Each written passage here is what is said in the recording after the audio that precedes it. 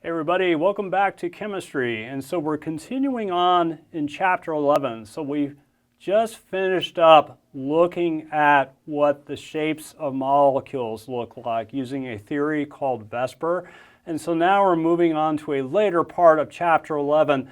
And we're here going to look at some details to the nature of covalent bonds. And so there are two theories that describe these details. One theory is called valence bond theory. Another theory is called molecular orbital theory. So we're going to take the simplest first, which is valence bond theory. So let me move on to this slide. So this is really sort of a simple description of how a covalent bond forms between two hydrogen atoms according to valence bond theory. So what you can see there in that picture is that on the left side of that slide, we have one hydrogen atom. And as you know, a hydrogen atom has one electron. It's going to be in the 1s orbital. And then on the right side of the picture, we have another hydrogen atom, which is separated for now from the hydrogen atom on the left side. It also has one electron in a 1s orbital. So when you bond these two hydrogen atoms together to form diatomic hydrogen, which is H2, what you can see is you're basically bringing in these two 1s orbitals close together so that they're smushed together and they overlap. And so that place of overlap between the two hydrogen atoms are where now the two electrons can be found. So one of the things you'll notice is that those two electrons between the two bonded hydrogen atoms are spinning in opposite directions. And so one is spinning, say, clockwise and one is spinning counterclockwise. And that is thought to be, in part, one of the reasons why the energy of the molecule falls when you bring these separate hydrogen atoms together and form a bond between them. So I kind of mentioned that there. And when you have electrons in a bond like that, spinning in opposite directions, they're said to be spin paired. I want to talk a little bit more about why this is called a 1s valence bond with sort of another description of how this bond forms, but using orbital notation. So here we have a hydrogen atom, and so there's the 1s orbital here, and it's one electron, and so we have another hydrogen atom for the first part is separated from this other one. There's a 1s orbital there, and so this is before bond formation. So there's nothing really unusual here. It's just two separated hydrogen atoms. But when you form a bond, you have to bring the hydrogen atoms together. So now I'm just going to write over here this top hydrogen atom here with its 1s electron like this. And then there's the lower hydrogen atom. I'm just going to bring that closer to the top one with its 1s electron like this. And so to indicate that there is some kind of covalent bond between these two hydrogen atoms and that these two electrons occupy the space between the two hydrogen atoms, what I'm going to do is put a box here. And so again, the box just indicates that these two electrons from these two hydrogen atoms are now in the space between the two hydrogen atoms. And this is a bond that forms between the two hydrogen atoms, which is, again, the two electrons between the two atoms. So this has a number of names. And so what you can sort of see is that we're bonding one 1s orbital with another 1s orbital. So what you can call this a 1s bond. But since this idea of overlapping orbitals to form a bond is a part of valence bond theory, we typically call it, say, it's 1s valence bond. And another thing we can call it an S valence bond. We can just leave out the number of the energy level. You really don't need that. And something I'll be describing in a minute, this particular bond between two s orbitals is called a sigma bond. Again, I'll talk about that a little bit later. Okay. So moving on is one thing I want to do is talk a little bit more about the theory about why atoms bond together to form covalent bonds. And this has to do with the energy. So I'm going to go over here to the computer to explain this in a little bit more detail. Okay, so we have this sort of nice graph here. So what we have here on the y-axis is potential energy. So what you can see sort of in the middle of the y-axis is zero potential energy. And so as we go up the y-axis, we're getting more positive values. But as we go down the y-axis, we get more negative values of potential energy. Now, one thing to remember is that the lower the potential energy, the more negative it gets, then that system you're looking at, whether it's separated atoms or molecules, that system becomes more stable. So as you're going down this graph here, as you get lower and lower and more negative numbers, that is describing a situation or a system that is with more negative potential energy and therefore is more stable. Now, another thing we're looking at is on the x-axis, we're looking at the internuclear distance between two atoms. And so what we're doing in this sort of picture is we're basically looking at the energy of these two hydrogen atoms and see how that energy changes as you bring the atoms closer and closer together. So on the right side of the picture here, we have two separated hydrogen atoms, and their potential energy, as indicated by the red line, is set to zero potential energy. Now look what happens as we bring the hydrogen atoms closer and closer together as we go to the left side of that graph. They're getting closer and closer together, and what you can see is that red line is falling. So that suggests that the potential energy of those two hydrogen atoms gets more and more negative, indicating that the hydrogen atoms are getting more stable. But then you get a point where you're at maximum negative potential energy. This point occurs when the hydrogen atoms are at a particular distance away from each other, and so that distance happens to be about 74 picometers, which I mentioned here, or it's another way to think of it is at 0.74 nanometers. So that's a very small distance between the hydrogen atoms. When the hydrogen atoms are that close together, their 1s orbitals overlap, the two electrons spin pair, and they're at this lowest energy, and so a bond forms between the two hydrogen atoms. Now, look what happens if you push the hydrogen atoms closer and closer together. So that is us going more to the left, and you can see that the red line now, the potential energy increases, and it goes into the positive range, suggesting that when you smush two hydrogen atoms too close together, that is going to be a relatively high potential energy situation. It's going to be very unstable, and the atoms won't like that. So when you look at this picture, it should tell you that the hydrogen atoms want to be a certain close distance away and bond each other because they can lower their potential energy when they do that. Now, this is all related to something called bond energy. So you'll note here, when the two hydrogen atoms are 74 picometers away, they have the lowest potential energy. And so here we can measure potential energy of units of kilojoules per mole, which is negative 436 kilojoules per mole. So what you might imagine is if you take two hydrogen atoms with relatively low potential energy and separate them, they're going to get higher potential energy, going from negative 436 to 0. So to do that, that will be an endothermic process. You're going to need energy to break those two hydrogen atoms that are bonded together to separate them into the separate two hydrogen atoms. And so that energy required to do that is something we already talked about, which is bond energy, which is here.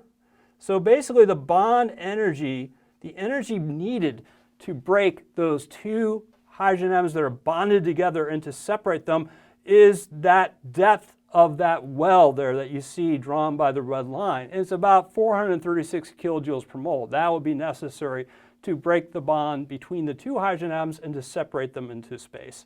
A few more details that you need to know.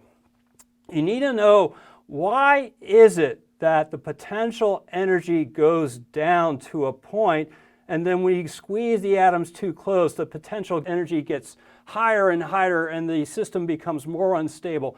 And basically the way you can think about it is you can think of sort of two hydrogen atoms having a bunch of forces that they're feeling against one another. And so there are repulsive forces when, say, negative charges from atom A feel negative charges from atom B, or when positive charges from atom A feel positive charges from atom B, but also there are attractive forces when you have opposite charges on the different atoms feel each other. So what is basically going on here is that the attractive forces, as you go to the left and you go to this trough, the attractive forces, they're increasing more faster than the repulsive forces. And here, when you're at this minimum distance of the atoms, the attractive forces are at their maximum. But then, if you start pushing the atoms closer together even more, the repulsive forces get stronger than the attractive forces. After a certain distance where you bond the atoms, as you smush the atoms further, the reason why the repulsive forces get stronger is apparently the electron clouds smooshing into each other. That just becomes more and more difficult for the atom to handle. It just becomes more and more repulsive. And also the atoms don't like having their nuclei, which are positively charged, getting too close together. The repulsive forces get too strong and are stronger than the attractive forces. Okay, so we will move on from here. What is a sigma bond? So I need to talk a little bit about what that is now. So a sigma bond is a kind of valence bond that forms between two different atoms. And so there are a couple requirements for it. So one requirement is a sigma bond must have some density of the bond between the two nuclei of the atoms. And you can see that here in this picture of the diatomic hydrogen here, two hydrogen atoms bound together. And you can see that the electron density in the middle is there. And so there is definitely some electron density between the two nuclei of the atoms. And so this is a requirement for a sigma bond. You'll see other bonds that form between atoms where, believe it or not, exactly between the nuclei there is no electron density. We'll talk more about those kinds of bonds later. But there's another thing that sort of defines a sigma bond. So I want you to notice that line there between the nuclei of the hydrogen atoms. That line is the internuclear axis, okay? And I want you to notice how far away the electron density at the top is from the line compared to the electron density at the bottom.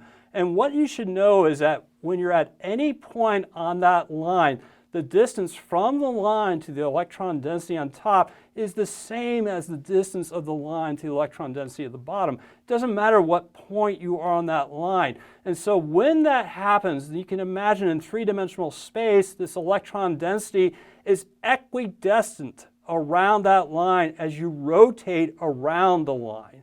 And so if that is the case, the electron density around the line is symmetrically placed around the line is said to have cylindrical symmetry. So when you have a bond where you have some electron density between two nuclei and you have the electron density being cylindrically symmetrical around the line, that would be a sigma bond. So you can get that in a number of kinds of smushing of atomic orbitals. So for example, on the left side here is the example I just went over, is when you smush together two s orbitals, then you will get a sigma bond because the electron density is symmetrically arranged around that internuclear line. And then when you smush an s orbital and a p orbital, the same thing will happen.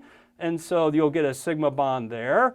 And then when you smush two p orbitals like that, as seen in the picture, again, the resulting bond there, which is right above the sigma bond name, if you look at it carefully, you will see, one, that there is electron density between the nuclei, and two, this electron density seems to be equally distributed around the internuclear axis. And so this will be a sigma bond as well. Okay, so a question we can ask for practice is, what overlapping orbitals would account for the single bond between hydrogen and fluorine? And so let me show you how you would work this out on the glass board. So what you do is as follows. You're trying to figure out what orbitals of hydrogen and fluorine are involved in the bond that forms between them. So let's figure that out. And so first off, we'll have hydrogen's configuration and we'll have fluorine's configuration. So let's start at fluorine first. It has 7 electrons, 9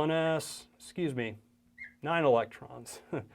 And then 2p like this, 9 electrons, 1, 2, 3, 4, 5, 6, 7, 8, 9. So there are 9 electrons there. And so this is a good electron configuration for fluorine.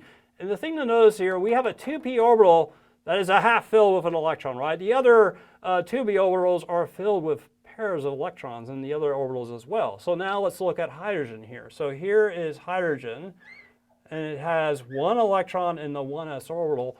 And you can see also that its 1s orbital is half filled, and so only has 1 electron in it. So my question is, what are the orbitals of hydrogen and fluorine that are involved in the valence bond that forms between hydrogen and fluorine? So you pick the orbitals that are half filled with electrons. Those are the orbitals that will smush together and bring those electrons together, spinning in opposite directions and form a valence bond. So it'll be this 1s orbital here in hydrogen will smush together with this 2p orbital here with fluorine, which only has 1 electron. Now note that the bond did not form between hydrogen's 1s and fluorine's 2s, or hydrogen's 1s and fluorine's 1s. So it's not binding with orbitals from fluorine that are either core orbitals or have orbitals in a valence level, but have a pair of electrons. They have to form between highest energy orbitals that have that are half filled. And so the valence bond here between hydrogen and fluorine is said to be a 1s 2p valence bond. And then this is also can be called an sp valence bond. You can just leave out the energy level numbers if you want. And then if you saw that last slide, this is an example of a single bond. Sigma bond. There we go. Okay. And now I'm going to go back to the computer. Let's take a look at what the picture of that might look like. And so there we have a pictorial description of hydrogen bound to fluorine in the hydrogen fluoride molecule. And what you can see is that the red hydrogen 1s orbital is smushed together with the yellow 2b fluorine orbital. And so each of these orbitals have 1 electron. Now they're paired up, and so that should be a relatively low energy configuration which will stabilize the bond. Now here's a question for you. What kind of valence bond forms between hydrogen and chlorine? So let me go quickly back to the board and see if we can figure that out. So this should go pretty quickly. So we have here chlorine now. So let's write out the configuration for chlorine, which is neon's configuration, 3s and then 3p, 2 electrons and 3s, 5 electrons in 3p. Hydrogen has 1s. And so basically the 2 orbitals that form the bond between hydrogen and chlorine are going to be the half-filled orbitals. One from hydrogen, which is the 1s, and then one from chlorine, which is the 3p. So here between hydrogen and chlorine atoms, the bond that formed is said to be a 1s3p valence bond. You can also call it an sp valence bond, and this also is a sigma bond. Okay, so far so good. It's pretty easy to understand between what orbitals do valence bonds form and kind of what they look like. And so now it gets a little weirder. So let me bring up the next slide. Okay.